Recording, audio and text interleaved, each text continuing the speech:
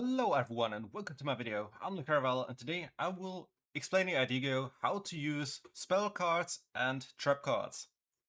So, as you probably have learned on the last episode, spell cards are always green and the trap cards are always pink.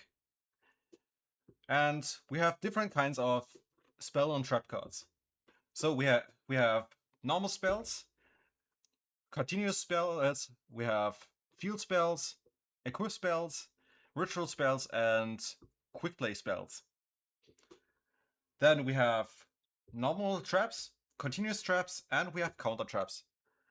Okay, and now let's start with the spell cards. So something that is basically the case of at all spell cards.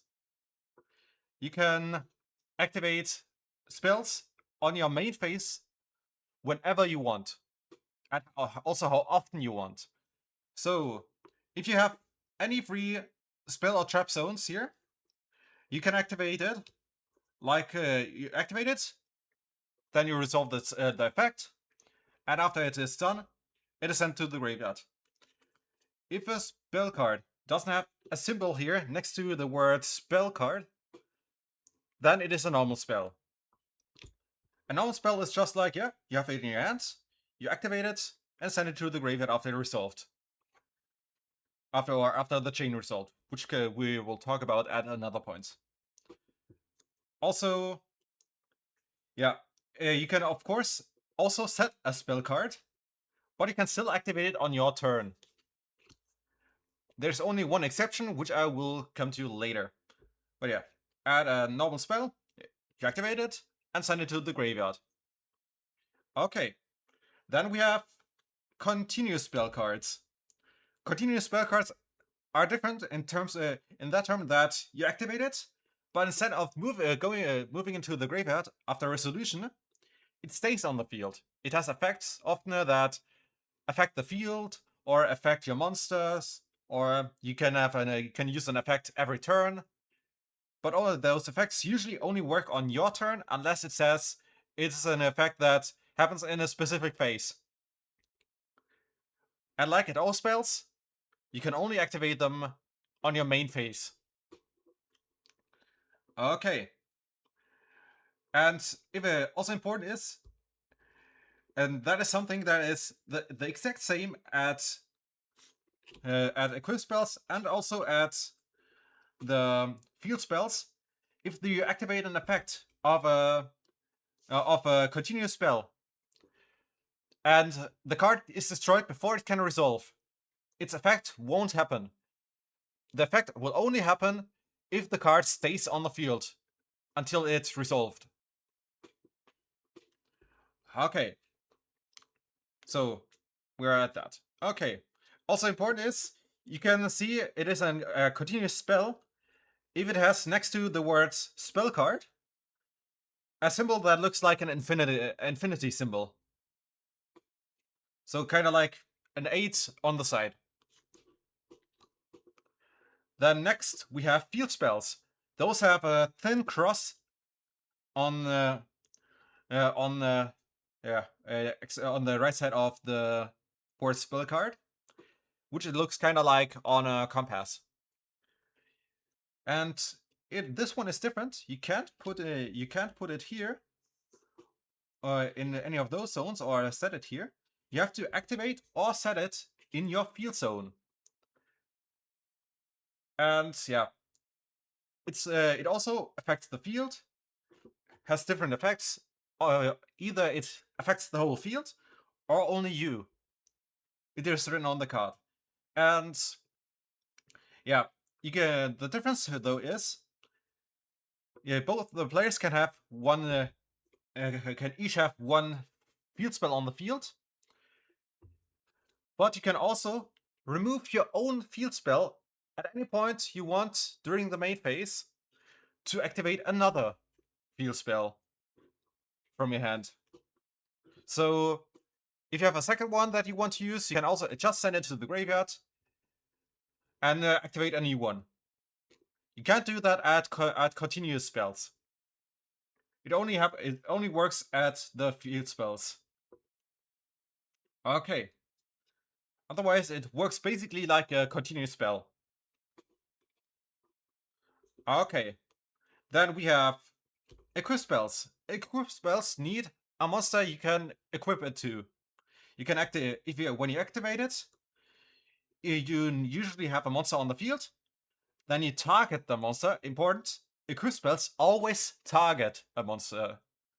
So if an effect says you can't target that monster with card effects, you can't equip it to that monster.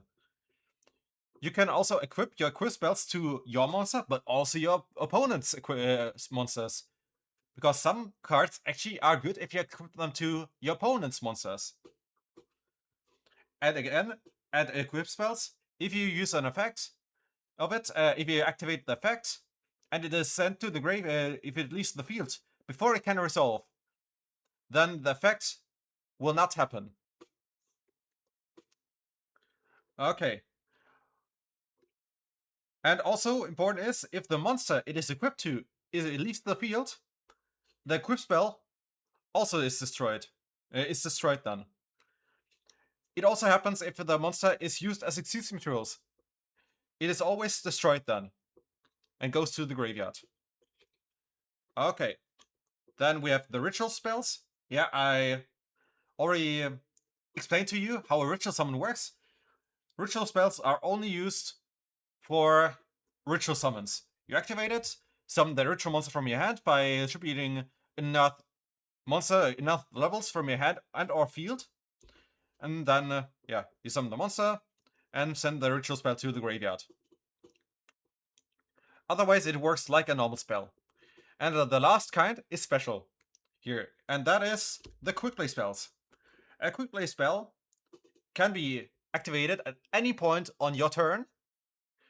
You don't have to use it only on the main phase. You can also activate it during the draw phase, standby phase, battle phase, or even the end phase. You can activate it from your hand.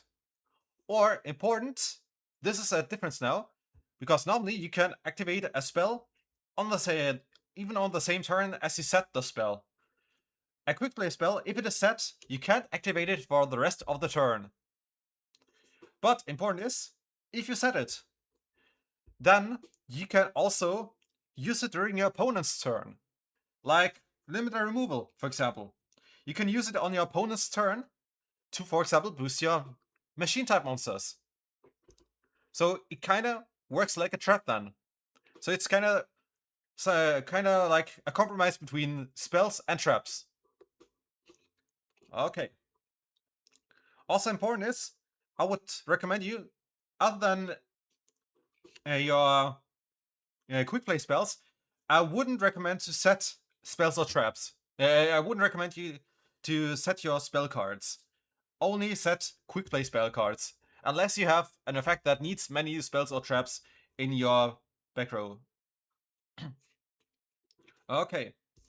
And also only set quick play spells during a main phase 2, because there are card effects that might destroy them while you are in the battle phase, for example. And also, you will maybe need it during your turn. So imagine you have a machine type monster. Limited removal doubles the attack and defense of your monster.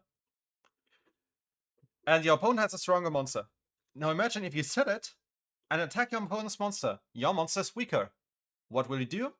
And what will happen? You can't activate the card. Your monster is destroyed and you lose life points. But if you have it in your hand, you can still activate it on your battle phase and maybe turn the battle around. So only set them once you don't need them anymore, and only on the main phase 2. Okay. Then we have traps. At traps, as you remember, we have only 3 kinds of traps. We have the normal traps, continuous traps, and counter traps. So, the one thing that is the same at all traps is you can't use them on your turn because you have to set them first and then wait until your opponent's turn started. Then you can start to use them. And you can also use them on your next turn then. Otherwise, though, you can't activate them. You can't activate them from your hand unless the card itself says, yeah, you can activate this card from your hand, or a card effect says you can activate it from your hand. Otherwise, you always have to set it and only activate it on the next turn or a later turn. Okay, normal traps are the basic form. You set it, and from the next turn on, from the opponent's turn on, you can activate it. And it is like a quick effect. You can activate it whenever you want, but you also, of course, have to have the conditions met if it has conditions. Okay, and after it resolves, it is sent to the graveyard. Okay, then add continuous traps. They have the symbol kind of like they have the same symbol as at continuous spells. So you have to set them, and when you activate them from the next turn on, they stay on the field. And they also have the disadvantage that if they are destroyed before their effect can resolve, or if they leave the field before, their effect won't happen. But they can have effects that change the game.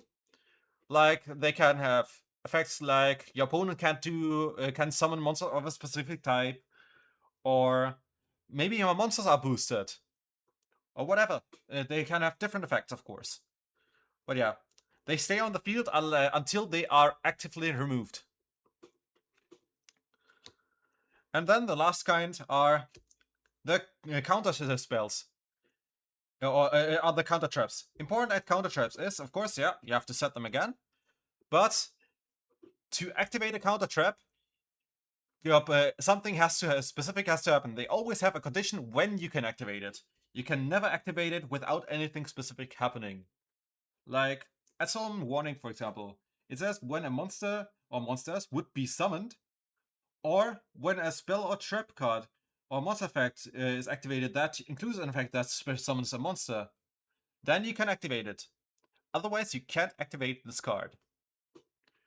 But the actual strong thing at counter traps is, by the way, you can see it at an arrow that kind of looks like it is doing a curve down. Yeah, the counter trap has the advantage that it can only be responded to by other counter traps. Nothing else can respond to a counter trap. See, there is something called spell speed. A normal effect that you activate. A normal effects that you activate that aren't a quick effect are always spell speed 1. That's like the thing you can activate, but you can't react to anything with those kinds of effects. So, for example, with a normal spell is always spell speed 1.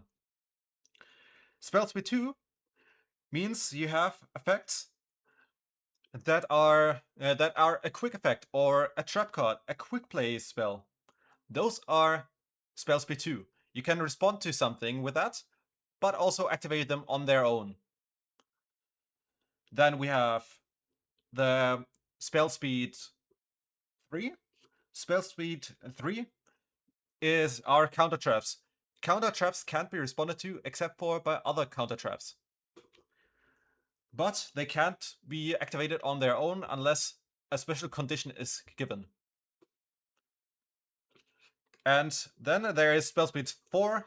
Spell speed 4 are effects that can't be responded to at all. Those can be spells like Super Polymerization, for example, which has the effect your opponent can't activate any cards or effects in response to that card's activation. But you still can't use spell speed 4 effects on to react to a spell speed 3 effect, so to a counter trap. But otherwise, you can use them. Okay, and that is how spells and traps work.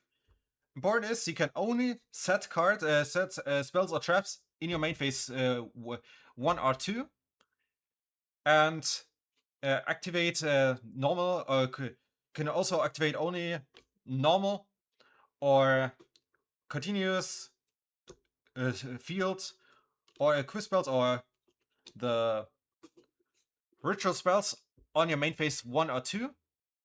The rest can be activated at any point, but only set in your own main phase 1 or 2. Okay, so that's it for spells and traps. I hope you enjoyed this video and I hope you learned something. If you have any wishes or questions, write in the comments and I'll make sure to read and play. And if you enjoyed this video, then please like, subscribe.